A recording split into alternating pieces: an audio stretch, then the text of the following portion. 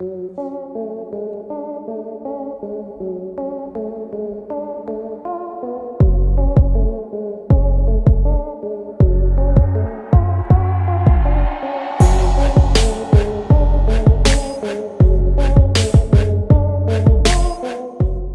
guys, welcome to another video. My name is Bill, I'm the financial controller. In this video, we're talking about Arthur Andersen, and what we're going to do is provide a brief coverage of the history of the firm from its founding in 1913, going through the main milestone in its life and the growth that they had in the 60s and 70s, and the beginning of the lawsuits and the trouble with fraud in the 80s and 90s, leading to its collapse in 2002, obviously with the case with Enron and WorldCom. What happened, Frank? We took our shifting losses. Yeah. And we put them into businesses. Yeah. That we actually own. And then the balance sheet, it showed profit. But actually there was debt. What the hell?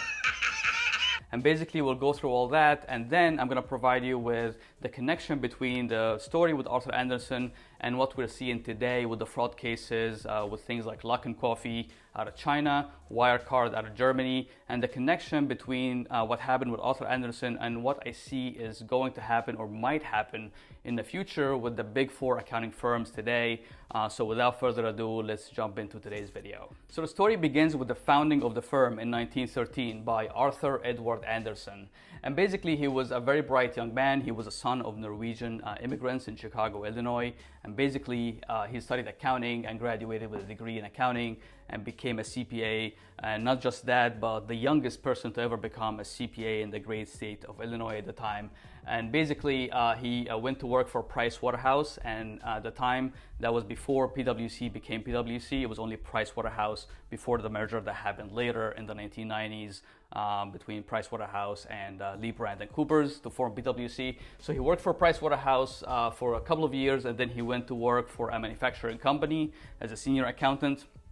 And then he decided to leave the company and form his own firm at age 28, which is incredible. I could never have dreamt of forming an accounting firm at age 28, which shows that he's extremely smart and a risk taker as well. So he started the firm at the time. There was also the introduction of the federal income tax. And basically with the introduction of federal income tax in the US, there was a lot of compliance work and filing work to be done. So that was a big opportunity that he saw. So he started the firm with a partner at the time by the name of Delaney. And so it was Andersen and Delaney LLP. They operated this way for a few years until his partner decided to leave him. And so he dropped the name Delaney and just became Andersen LLP. And then in the 1930s, a big opportunity presented itself in the form of the American president at the time, FDR, issuing orders to establish the Securities and Exchange Commission and the FDIC, basically in direct response to what was going on Wall Street. Stockbrokers were running Wall Street as a huge casino with no many rules around the trading of stocks. I want you to go out there and I want you to ram Steve Madden's stock down your clients' throats till they fucking choke on it. Yeah. Till they choke on it and they buy 100,000 shares. That's what I want you to do. So basically, that establishing of the Securities and Exchange Commission for the first time requiring publicly traded companies to get an independent audit report from an independent accountant.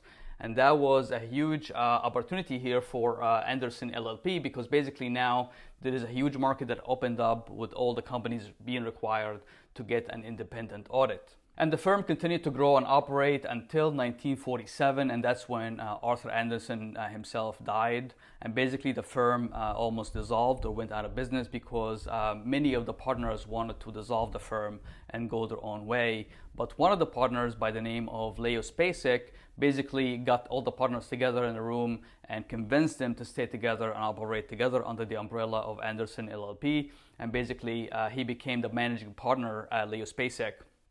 And the firm then continued to operate well into then the 60s and the 70s. So up until the 1960s, the company was only providing two types of services, audit and tax services. But then in the 60s, with the introduction of computing and businesses beginning to use computers to make the business more efficient, that was a huge opportunity for Andersen LLP, and they got into consulting, and that propelled the growth of the firm to new heights. And basically then the company was operating under Andersen Worldwide, which is the parent, and then they were operating Andersen LLP, which is the audit and tax arm of the company, and then Andersen and Company, and that was the consulting business. And basically then so huge growth in the 1960s and 70s. But this huge growth that the company has seen didn't come without a price, because basically you had two ends of the spectrum, the consultants on one end and the auditors or the accountants on the other end, fighting for power over the destiny and the decision making of the company. And related to that, there was a huge focus on fees and making money. One of the rules they had at the time was that if you are an audit partner and you bring in a new audit client, you had to charge the client 2x the audit fee and other consulting services. So basically, if the audit fee was $10,000, you had to charge them or create other consulting services with the same client for $20,000 so that you can meet your sales quota as a partner. And obviously that was a big problem, because then there was a huge focus on money and less focus on integrity, watching for fraud, and accounting malpractice. Let me tell you something. There is no nobility in poverty. I have been a rich man and I have been a poor man, and I choose rich every time. And so basically the firm was growing, but at the expense, so growing its top line, but at the expense of the foundation of the business itself, as a company that should have integrity and should watch for things that we talked about. So basically the growth was rapid in the 60s and the 70s leading up to the 80s. And so basically in the 1980s, the lawsuits began rolling in, and that was a direct result of Arthur Andersen letting go of its focus on integrity and values and focusing more on power and money and just basically making more fees from its clients. And so some of the cases, or the notable cases that we can mention in the 1980s, was DeLorean Motors Company, the lawsuit brought by the investors in DeLorean, and the lawsuit brought by the investors of Drysdale Securities, and also American Savings and Loan. And the one that is interesting here is DeLorean, because basically Arthur Andersen issued a clean audit report for the company, even though it had two things going on. Number one, the company had a going concern problem. Basically, they were unable to meet the demand and the production that they were supposed to make, the cars that they were producing. Number two, the CEO or the president of the company, John DeLorean, basically was siphoning money or stealing money from the company by setting up vendors in Panama and basically creating invoices and sending money to Panama, and that was for his own use. And the story is very intriguing, with him later trying to save the company by trading cocaine and heroin.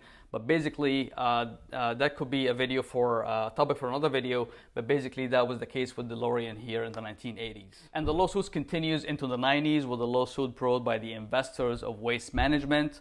And basically, in the case of Waste Management, Arthur Andersen also took bribes in the form of increased fees from Waste Management for hiding their tracks with the fraud and the accounting malpractice by Waste Management. Basically, what they were doing at Waste Management is that they were inflating the life of their trucks. And when you inflate the life of the trucks, you're obviously reducing the amount of depreciation or write-off that you're taking each period. And so basically, they were doing that, plus also not taking enough depletion on the landfills. So Waste Management was using landfills to put the trash and garbage in, and basically they're supposed to take depletion expense on that, but they weren't taking the right amounts. And basically the size of the fraud were somewhere in the realm of $1.5 billion with a B, and Arthur Andersen let it go undetected, basically uncovering up its tracks for the fraud, and that was in the 1990s. And from there, as we go from the 90s into the early 2000s, it was clear that Arthur Andersen didn't have enough controls and checks in place to check for the quality of the audits and the audit reports that they were issuing. Because basically now we go from the case like Waste Management, we go into the early 2000s with Enron.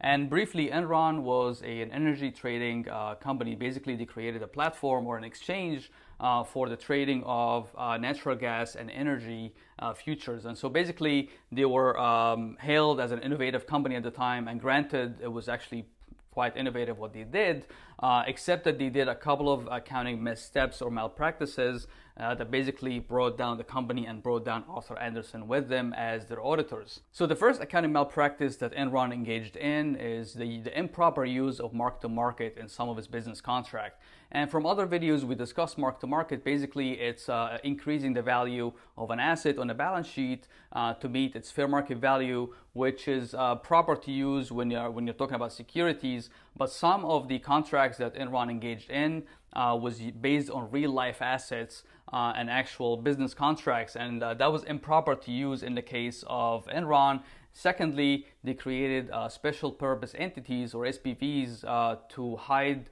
the debt that they were taking on from other banks, basically to hide the tracks, because when you have revenue and you have no cash to cover for the revenue, that will get exposed. So basically what they were doing is they were taking loans from banks but under those SPVs and hiding those SPVs on off-balance sheet and other entities, and convince Arthur Andersen that they didn't need to consolidate those entities in its consolidated financial statements. So basically bringing in revenue and cash and not bringing any of the debt and leaving that off the balance sheet. And so basically that was two huge problems for Enron.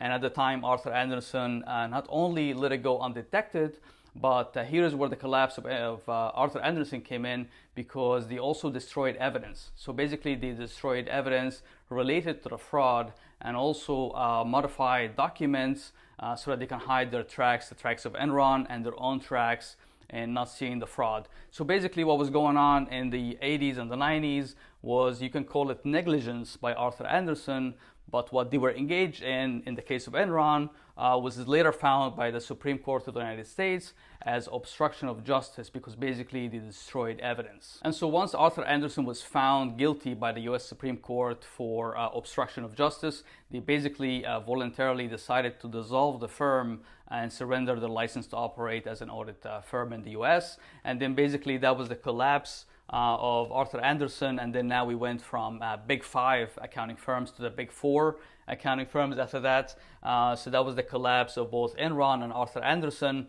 And at the time also, right after the collapse, there was the collapse of WorldCom. And basically what came to light after that is that Arthur Andersen was also hiding their fraud. Basically WorldCom was a telecommunication company, and what they were doing is they were capitalizing some of their biggest expenses. So some of the biggest expenses on their books were the rent they paid on phone towers, and basically they were taking that expense and capitalizing it so that they're inflating their profits improperly. But that was too late. That was more like adding insult to injury. Arthur Andersen collapsed from the fraud that they covered with Enron.